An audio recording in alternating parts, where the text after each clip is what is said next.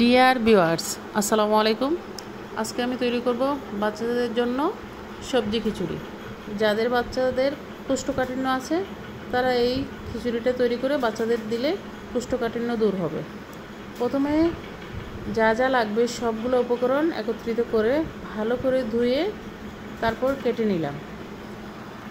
যা যা উপকরণ লাগবে: রসুন কুচি, পেঁয়াজ কুচি, টমেটো কুচি, গাজর কুচি, পেঁপে কুচি, আলু কুচি এবং ধনিয়া পাতা কুচি,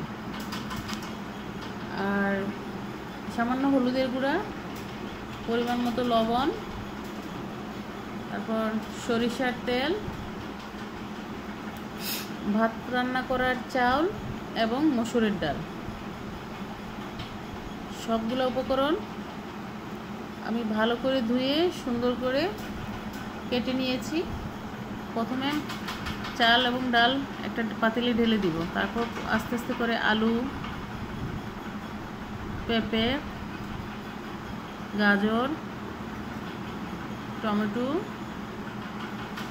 পেঁয়াজ, রসুন কুচি একসাথে পাতিলের মধ্যে দিয়ে দিলাম এবং সামান্য পরিমাণে হলুদ।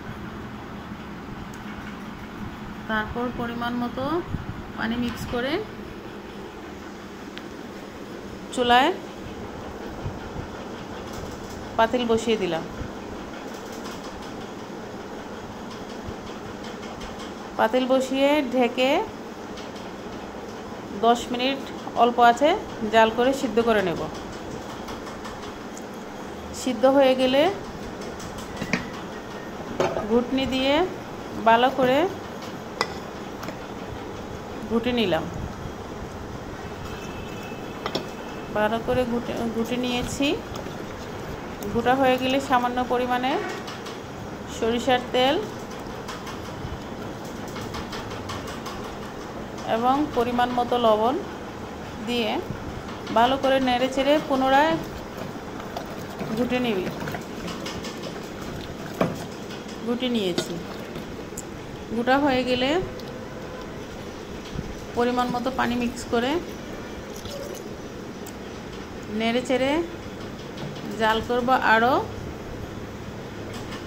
6-7 মিনিট।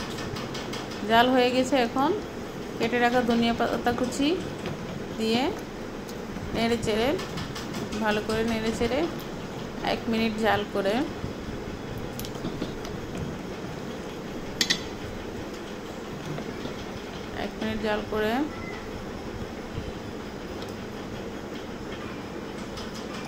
দেখেন হয়ে গেছে। কিভাবে রান্না করছি দেখেন। চুলার আঁচ বন্ধ করে দিব। এখন নামিয়ে ঠান্ডা করে পরিবেশন করব বাচ্চাদের জন্য। এই দেখেন দেখতে কি সুন্দর হয়েছে। এটা দেখতে যেমন সুন্দর তেমন খেতেও তেমন সুস্বাদু। আমার বাচ্চাকে আমি ব্লেন্ড করে খিচুড়ি দিয়েছিলাম, সিদ্ধ করে ও খায় নাই, ও খায় না, ও বমি করে। এভাবে রান্না করে দিয়েছি, 2টা বাচ্চাই খায়। এটা আমি 2 বেলা দিব আমার বাচ্চাকে। 2টা বাচ্চার জন্য আমি রান্না করছি। 2টা বাচ্চাই খুব মজা করে খেয়েছে। সবাই ভালো থাকবেন। আল্লাহ হাফেজ।